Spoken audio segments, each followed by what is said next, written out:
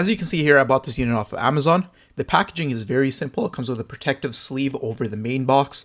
Then you have the main box itself, which is very simple in its design, a little bigger than a shoebox.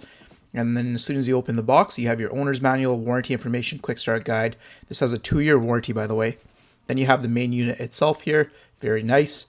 Some more packaging materials. Then you have 3 different attachments, a long reach tool, a brush tool, and a spin brush tool. So very simple, very nice. And then finally, a North American power adapter. And that's it.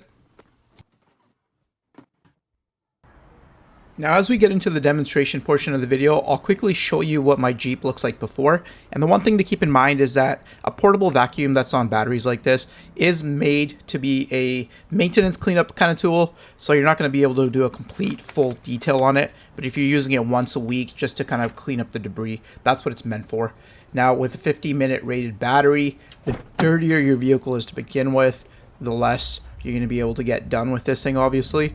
So in this case, my front floors are pretty bad, back seats are pretty good, and the trunk area definitely needs some TLC as well. So I'll be curious to see if on one single charge, if I can get this thing dialed in to the point where I want it. So stay tuned and let's take a look. Here you see me using the soft brush tool, and this thing worked out pretty well for cleaning out debris from the floor mats and whatnot. It's not the most aggressive when it comes to the bristles and whatnot, but it definitely did the trick. For more agitation, if you have stubborn carpet, this brush isn't really going to help you, but for this purpose here, it was just all right. Then I tried the long reach tool next, and this tool, it's probably one of the most handy ones they include just for quick general cleanups and whatnot.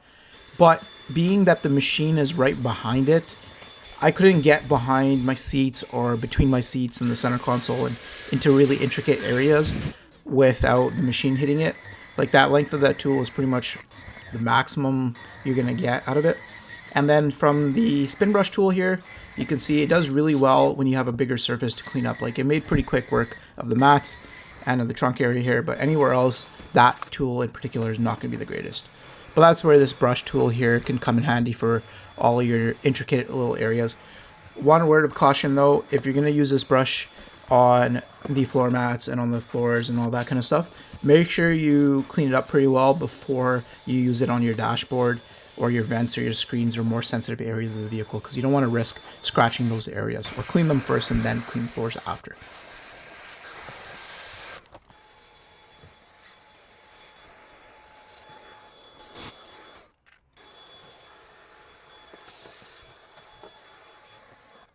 Now, throughout this entire demonstration, I went for a mixed use of low power and high power, just as it was needed in a real world situation. I wasn't trying to see how long I can get out of the battery. I wasn't trying to max out the power. And after cleaning my entire vehicle to a point where I was kind of happy with it, it's not to a high level of detail cleanup job, but I was able to do it all in one charge. As you saw there, the battery is now depleted, and it was about 75% low and 25% high. And at the end of the day, just using the tools that this came with, even though some of them were quite cumbersome, I was still able to get this clean to the point where I'm happy with it. And from here on out, I can just do maintenance cleanups, which will take up significantly less battery. All right, it's time now for some quick final thoughts on the Dyson car and boat portable cordless vacuum here. This thing, I'll start with the cons first, I think. Don't want to end on a negative. The biggest con by far on this machine is the battery life and the fact that it's not replaceable. I don't know why companies do this. Make the batteries interchangeable so I have a longer working time. At the most right now, you're going to be able to get 50 minutes out of this thing on the lowest setting. On the highest setting, it is significantly less than that. I haven't timed it, but I'd say like 15 minutes max before this thing starts to just absolutely eat the battery. Then to recharge it, you're looking at about 3 hours of time. Each light that indicates showing the charge level out of the 3 takes about an hour before it moves on. And I tested that. I'll overlay that onto this part of the video as well. So that's a major con right there. And I get it. This thing is designed for quick cleanups. It's not meant to do an entire detail job or a disaster detail. So in that sense, I fully understand. Also, in addition, people do make adapters for this thing now. So there's a little screw, you take that out. This battery pack pops out of the handle. You can get an adapter, and then you can plug your Milwaukee battery in there, for instance. Just remember, it's going to put a lot more weight on the back, and it's probably not going to be as ergonomic because this design is well thought out. It's meant to not fatigue your wrists and all that kind of good stuff. Another con I would say would be the accessories that this comes with. Now, these 3 accessories that you see here that you saw in the unboxing earlier, they're great accessories, but they're definitely just copied and pasted out of their other Dyson vacuums that are portable. Not very well thought out, being a specific car and boat vacuum. This one, for instance, it's a great tool. Don't get me wrong, but this footprint, usually you don't have the luxury of having huge carpeted spaces like that are flat, and this works best on a flat surface. So trunk areas, it would work well for that. Inside the house, it would actually work really well for stairs and stuff like that. But in the car, I found it to be not useful in too many situations. Not entirely useless either, but maybe not the best thing. Then we have this tool right here, which it's all right for like soft dusting and stuff where you don't really want to scratch. But in automotive carpet, typically you have carpet that's pretty tough, dirt gets stuck in there, and you want something that has a bit of the ability to actually agitate that dirt, because that's going to make it a lot easier to vacuum. And when you're dealing with a battery life as short as this, you don't want to sit there and fight the carpet. You want to be able to go in there and strategically agitate that carpet with a brush, loosen all that debris, and then vacuum it up. So this thing, definitely not the right tool. You're going to be reaching for another brush when you're using this. This is probably the most common sense tool in here, the crevice tool. And this one, I'll give it props. It's a good include. It's a good thing to include because you're going to get into tighter spaces. But it's good on paper. In reality, you have this tool and all this behind you. So imagine cleaning behind your seats and you're trying to get in there. Good luck. You're not really going to get in there. There's too much behind it. The fact that they did not include a hose or a connecting hose or something like that boggles my mind. It seems like they took the cheap route, especially considering that this thing is $300 plus depending on your market. I think that's generally unacceptable. So that's another one of the big cons for me, battery life, accessories that it kind of comes with. Now, circling back to the battery real quick. I wish, because I have another Dyson vacuum, I wish they kind of created a docking station for this where you can just hang this on the wall like this, probably out of frame, hang it on the wall, and at the same time, allow it to charge. That way it's out of the way, it's stored, and it's charged, ready to go at all times. Now, I don't think that's too big of an ask considering other Dyson stick vacuums that are wireless as well have that option, including the one I have at my house, which I've had for 5+ years. So the technology's been there. Just as an example, this is what it kind of looks like. This is what I'm talking about. So you slide the vacuum in there like this. This one won't fit, I already tried. And the charge cable, like it goes up in there and then it kind of pops out of here. And so this goes on the wall and it holds your vacuum while charging it at the same time. And it has connections for accessories, right? So for a portable car vacuum that likely you're gonna have in your garage, this would have been a must-have, and it was kind of disappointing that it didn't include.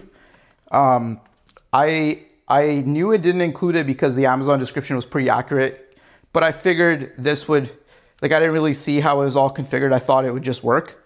So I'm gonna have to either see if I can figure a way of docking this and making it nice and neat, or I'll just have to let it sit on my bench and just plug it in to charge every time I use it. So to me, it's a con, it's a convenience thing, but it's not a deal breaker either. So those are the 3, I think I have 3 or 4 there listed cons.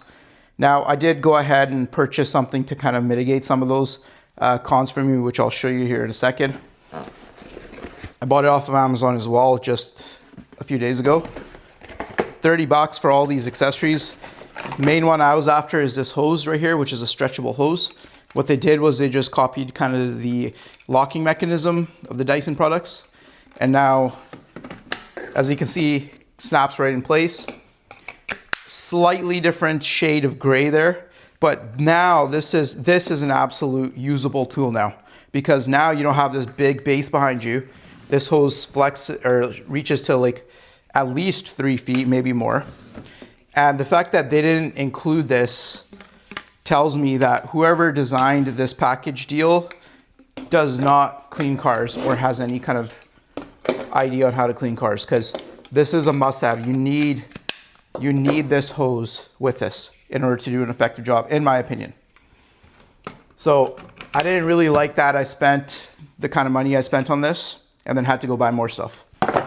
Also, speaking of accessories, this kit also comes with this more stiff bristle brush, which is going to be way better to clean carpets than this. If you're going to clean your carpets with this brush and agitate it, I would advise that you probably don't go and do your dash screens or your dashboards, because in case you get debris stuck in here, and then go, dashboards are typically more sensitive than carpet. So just be aware of that. This kit, for anyone that's interested, also comes with a bed cleaning tool. Similar tools to what comes with this, like this is almost identical to that. This is almost identical to the one that they came with, it's just cheaper. And then the fifth tool it comes with, funny enough, the only one that's wrapped up in a box. It's kind of like this dusting tool. Kind of like this really soft, super soft actually, dusting tool. That actually might work out really well for dashboards and vents and stuff like that nature as well. So that was actually just a side quest unboxing of another product off of Amazon that kind of goes with this. In case anyone's wanting to check out that product, I'll link it in the description along with this one as well. So now that we got the cons out of the way, let's go to the pros. So the pros on this thing is, first and foremost, it's a Dyson. Legendary build quality. The technology that goes into this is well thought out, and Dysons last. Our Dyson vacuums and other products that we own, we've had for multiple, like 5+ years, daily use, no issues whatsoever. So I think this vacuum might be the last portable vacuum I buy. It might last actually that long. So super high build quality. So the Dyson name definitely gets a thumbs up from me. The filtration system in this is second to none. By the time you're done vacuuming and while you're vacuuming, the air that comes out of here, it's super clean because there's a filter right here, right? That's washable. One on the back on the exhaust as well. Looks like a typical air filter. Again, everything can be cleaned. This one, it doesn't look like it's washable, but I didn't really read the owner's manual. I'll look into that later. But because of how good the filtration system is, there's no bag in this because we don't have to worry about the debris coming out. So bagless is a huge plus for me because buying bags is usually how vacuum companies get a little bit of cash out of you. So speaking of the dustbin here, one battery charge will not fill up this dustbin unless you're picking up big debris. In my experience, I can get like 3 or 4 car cleanings out of this before I have to empty it out. And when it is time to empty it out, it's all easy to do. You just pop this thing up, and I'll overlay that footage as well. There's a rubber gasket that goes around here. As you push this down, it squeegees all the debris into your garbage can, and you're done. You just pop the lid back on, set it on your counter, charge it, and you're ready to go for the next time. So massive plus there for me as well. Another positive here is how quiet it is, especially in the first setting there. Obviously in the second, more powerful setting, it's gonna scream, right? Compared to setting 1. So just for sound and protecting your ears and all that kind of stuff, sound is always something that is a thing to consider. You don't want a screaming loud vacuum. And if you live in a neighborhood or a townhouse or somewhere where there's people around, you definitely don't want to disturb the neighbors with something too loud. So that's a positive for me as well. And aside from that, I know it's expensive at $300 right now, regular price, but it does go on sale. I bought it on sale. I paid $200 for this. Now at $200, even at $300, it's the cheapest Dyson product I own. I don't know if some people might not call that a positive, but my other vacuum that I use around my house every day cost me about $800 from Canadian Tire. My wife's Dyson hair tools are just significantly more expensive than this ever was. So for Dyson, I think it's fairly priced. If you compare it to like a Ryobi or something else off of Amazon, you might think this price is mind-boggling, and you might be right. So this might not be the product for you. But I think if you want the best of the best, definitely you're gonna want the Dyson. I really wish though they had that docking station. I'm gonna have to figure that out and see if there's another way I can do that. And if I ever do figure that out, I'll make an updated video for you. So anyways, that was my pros and cons on this thing here. Let me know in the comments what you think of this product. Do you think it's worth picking up for you? Either way, if you are interested in it, I'll link it in the list in the description below the video. Right here on the left-hand side of your screen is going to be another video popping up that YouTube is recommending for you and thinks that that video of mine is the best for you. Check that out if you're interested, and then hit that subscribe button if you haven't already. Again, any questions you have regarding this product, I bought it to use it. Ask me, I'll answer it happily. I'll let you know whatever you want to know before you decide to spend the money on buying this product. That all being said, I really do appreciate each and every one of you. Do say hi in the comments below. I'll see you in the next video. Peace out.